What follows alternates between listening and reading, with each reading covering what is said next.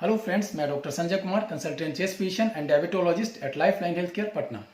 आज मैं बात करूंगा बोन ट्यूबरकुलोसिस के पेशेंट में क्या क्या सिम्टम आएगा या क्या क्या फीचर्स आता है। सस्पेक्ट करेंगे कि बोन टीबी हो सकता है, इसमें क्या क्या इन्वेस्टिगेशन करेंगे और ट्रीटमेंट का प्रोटोकॉल कैसे रखते हैं। तो symptoms of the bone TB, तो इसमें लोकलाइज पेन होता है। फर्स्ट सिम्टम है लोकलाइज पेन होगा इफेक्टेड पार्ट में, और वो पेन एक्टिविटी से या मूवमेंट से बढ़ता है। अगर स्पाइन को इन्वॉल्व करता है, स्पाइनल ट्यूबरकुलोसिस है या पॉट्स स्पाइन है, तो स्पाइन के डोर्सल स्पाइन में या लंबर स्पाइन में या लोअर डोर्सल लंबर पार्ट में लो बैक एक का सिम्टम आ सकता है। लोअर बैक पार्ट में पेन होगा और रिस्ट्रिक्टेड मूवमेंट हो जाएगा। सेकेंड हो सकता है मसल स्पाज्म होगा। मसल स्पाज्म के कारण या बोनी डिस्ट्रक्शन के कारण जो स्पाइन का जो कर्वेचर होता है वो कर्वेचर डिस्टॉर्ट हो जाता है, उसके कारण रिस्ट्रिक्टेड मूवमेंट हो जाएगा। तीसरा हो सकता है कि कोल्ड एब्सेस बन सकता है। कोल्ड एब्सेस का मतलब हो जाता है उसमें ट्यूबरकुलर बेसिलाई होता है, ब्लड का WBC होता है और destroyed part of the bone रहता है और ग्रेनुलोमाटस कैजियस मटेरियल रहता है जो इन्फ्लेमेटरी मटेरियल जनरेट होता है। ये सारा मिल करके पस बनाता है जिसको कि कोल्ड एब्सेस कहते हैं। तो कोल्ड एब्सेस का पॉकेट मिल सकता है। सरफेस पे साइनस या फिस्टुला ट्रैक मिल सकता है, ट्यूबरकुलर साइनस या ट्यूबरकुलर फिस्टुला हो सकता है। और अगर स्पाइनल कैनाल को इन्वॉल्व करता है ट्यूबरकुलोसिस, तो उसमें पाराप्लेजिया का न्यूरोलॉजिकल सिम्टम हो सकता है, जिसमें पैरालिसिस का फीचर आ सकता है और पाराप्लेजिया डेवलप कर सकता है, जिसको कि पॉट्स पैराप्लेजिया कहते हैं। और स्किन के अपर पार्ट में अगर साइनस या फिस्टुला ट्रैक है तो वहाँ के मटेरियल को लेकर FNAC करा के उसको कंफर्म कर सकते हैं।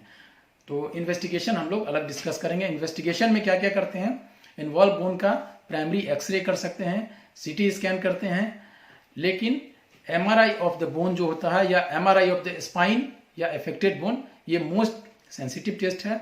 इसमें जितना भी फीचर्स है, ये बोनी डिस्ट्रक्शन का फीचर या नर्व इन्वॉल्वमेंट का फीचर या स्पाइनल कैनाल का स्टेनोसिस, ये सारा इसमें ज़्यादा डिटेल्स हम लोग को मिलेगा। और इन्वॉल्व बोन का FNAC करते हैं।